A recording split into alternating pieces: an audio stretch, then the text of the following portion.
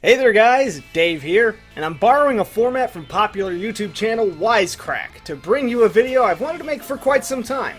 Zatch Bell has been a large part of our channel, and it's a shame we can't bring you more dubbed episodes on YouTube, but what we are allowed to do is make what can be considered a review of the subject matter in general. And what we're gonna do is go over the philosophical themes laid out by Raikou-san himself. This is the philosophy of Zatch Bell. And warning, spoilers ahead.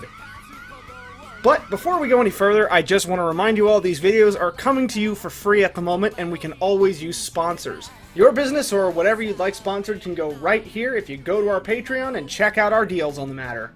We're trying to get more videos, but we need your help. Click the link and help us out. Or just follow us on social media and help spread our content.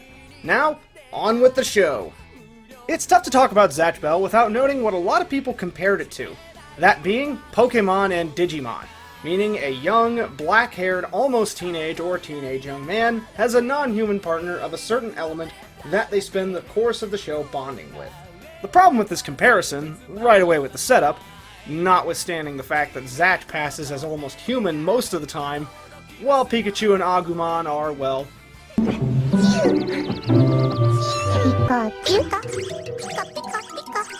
basically animals. And while Pokemon and Digimon are franchises that are making Nintendo and Bandai millions of dollars to this day, Zatch Bell, on the other hand, I just hope I have enough money.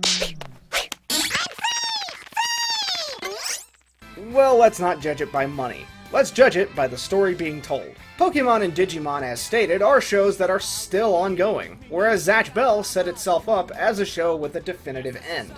From the beginning, it's 100 Mamoto children with only one becoming king. Whether that ends up being 100 episodes or 200, final tally being 150, this is a definitive endpoint in mind. What difference does that make? Well, actually all the difference. Whereas Pokemon and Digimon have their own world and are part of their own ecological system, the Mamoto were thrown into a world that isn't like their own at all. And on top of this, with people who are not like them at all. Yeah, if you pay close enough attention and notice, all the Mamoto and their book owners are, well, exact opposites of each other almost to a T. Where Kyo is pragmatic, analytic, and at the start very cynical, Zatch is very idealistic, happy-go-lucky, and, well... Yo! Let's start Operation Hero of Justice! This school is probably filled with bullies, right? You can save all the other students from the bullies and make lots of friends! You get the idea. I could go down the list to prove my point further, but let's dive into why exactly this is. Now, if you're like most who've seen Zatch Bell, you're mostly familiar with Season 1 or 2, in which Zatch mostly talks about abolishing the battle to become king should he win the battle. However, this completely changes at the very end of the manga once he does become king. Spoilers. At the end of the manga, Zatch more or less comes to terms with the necessity of the battle to become king, because it became more than just a battle. It's a trial. In ancient civilizations across the world, there oftentimes was a trial by combat to become chieftain or king. However, how does this translate to a civilization like the Mamoto world that, what it lacks in the technology of Earth, it makes up for in magic? Because many of the combatants in the battle still find the ritual to be barbaric. Largely due to Mamoto like Kalulu forced into the battle by having spells that basically give them a separate personality, as well as pitting friends versus friends. But what ultimately causes Zatch to decide that the battle was a worthwhile tradition to continue? Well, plain and simple, his friendship with Kyo. Zatch, after his long road to become king, realized that while the battle for king could use its reforms, much like anything, it ultimately shaped him into who he is. And that's literally from the ground up, because when he first arrived to Earth, his brother Zayon stole his memories. This is a good segue into the main theme of Zatch Bell: friendship and relationships in general. See, another thing you'll notice about the Mamoto world children is that while opposites with their partner, this means their relationship dynamic ends up changing as well. With Kyo and Zatch, it's very much big brother and little brother. With Gustav and Barry, it's father and son. With Wanrei and Lien, it's definitely lovers. Now, despite Zatch becoming king, this isn't to say any specific dynamic of these is stronger. And it's not necessarily that Zatch and Kyo won because they're stronger. Which, by the way, I appreciate as a change in dynamic from the typical shonen format. They won due to their ability to forge several strong bonds, which, as the show, well, shows, a strong bond can overcome even the strongest adversity. But how can this happen with relationships that are exact opposites? Well, let's have a listen to a name you might have heard of. A certain Greek philosopher named Socrates, and his philosophy on what constitutes a good relationship. Putting aside blood relations or whatever kind of label you want to put on a relationship, he said upon relationships regarding people who are similar. Potter is angry with Potter, poet with poet, and beggar with beggar. To elaborate, he's basically saying relationships with people that are too similar are filled with envy, contentiousness, and hatred for each other.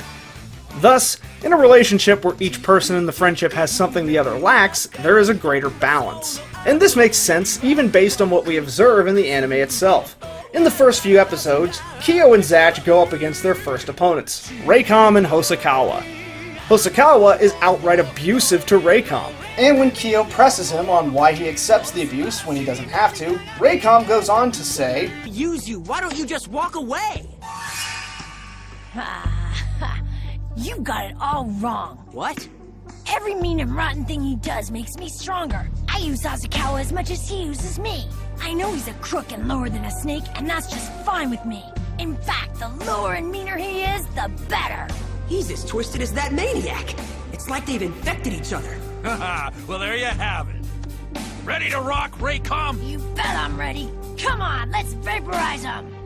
There's another term for Raycom and Hosokawa's relationship. It's called codependency. Why don't we proceed in an orderly... Oh dear God, no. They're codependent! And you see this more often in the book owners who quickly have their books burned.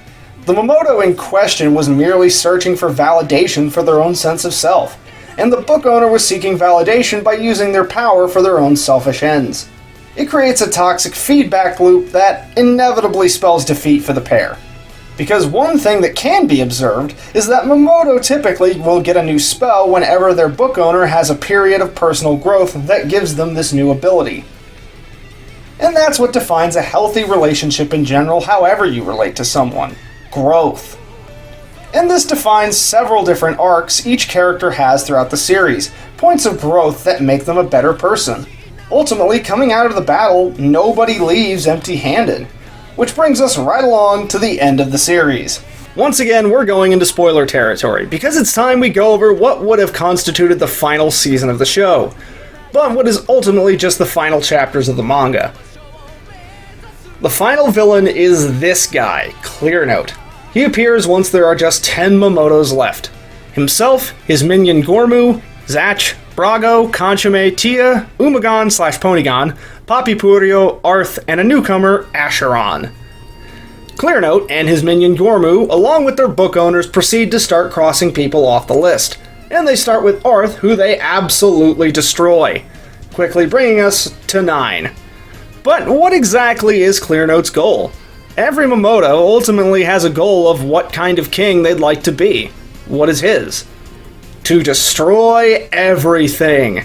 That's right, spoiler here, whoever wins the battle to become king gets to reshape the Momoto world as they see fit. And Clearnote just wants there to be nothing, even himself. So he's a literal force of nature. And Zatch and his friends' ultimate victory over him in the final chapters not only shows what can happen when people put their differences aside and come together, but the meaning of their respective friendships can do for them. Where Clearnote relied solely on his power, Zatch could count on his friends to not only help in the final battle while they were still there, but even while waiting in the Momoto world. This is where the Japanese title comes into play. Konjiki no Gash Bell, or Golden Gash Bell. When Zatch calls upon his friends, his book changes in color from red to gold. Now, gold itself is often associated with wealth, extravagance, and riches, but I'd like to think not only did the book become gold because it's cool and completes the name, but because Zatch ultimately, shall we say, passed the trial to become king. He gained the respect of not just those he defeated, but his friends, which, when he wins, becomes his future subjects. Another thing to keep in mind is that it's not just the Momotos who benefit, the humans do too. As I mentioned, Kyo starts the series as a cynical pragmatist, doing the smart thing as opposed to the right thing. Most everyone around him viewed him as a douchey know-it-all who only came to school just to get through it. His grades weren't even bad because he didn't study, it's because he just flat out didn't attend. But as the series progresses, not only does Kyo start attending school and actually making real friends, he begins to become a more hopeful, bright-eyed young man. His own father even remarks that he looks more alive when he last saw him. Now, this was also a change in the shonen format to a degree when it came to a protagonist that went to school. It always showed the mother, but we were left to assume the father was either dead or perpetually chained to his desk at work. And goddammit, My Hero Academia, you're supposed to be a reconstruction. Why didn't you address this? Oh, that's right. All Might is Midoriya's dad, never mind. Anyways, the main point I'm getting at here is you can check my work by rewatching the series yourself, which, by the way, all 25 episodes of Season 3 that we dubbed are fully available on BitChute, but Zatch Bell is a series defined by one thing: relationship growth. That's why Zatch and Kyo ultimately won. They grew the most out of everyone in the battle. Zatch Bell, while not an underrated show, is a unsung show, and I deeply wish not only did its final manga chapters get animated, but that we could still dub it. But that's the philosophy of Zatch Bell. Thanks guys, peace. Thanks for watching guys. Once again, hit us up on our social media. In the next video we do, we'll be examining on why exactly it is Zatch Bell didn't get much of a following here in the West. We'll be doing another video much like this. If you enjoyed this content, click that like and subscribe button, and like I said at the beginning, if you want to support us on Patreon, go ahead and support us, and you can look at our rewards tier to see what you get. Thanks so much guys, we'll see you later.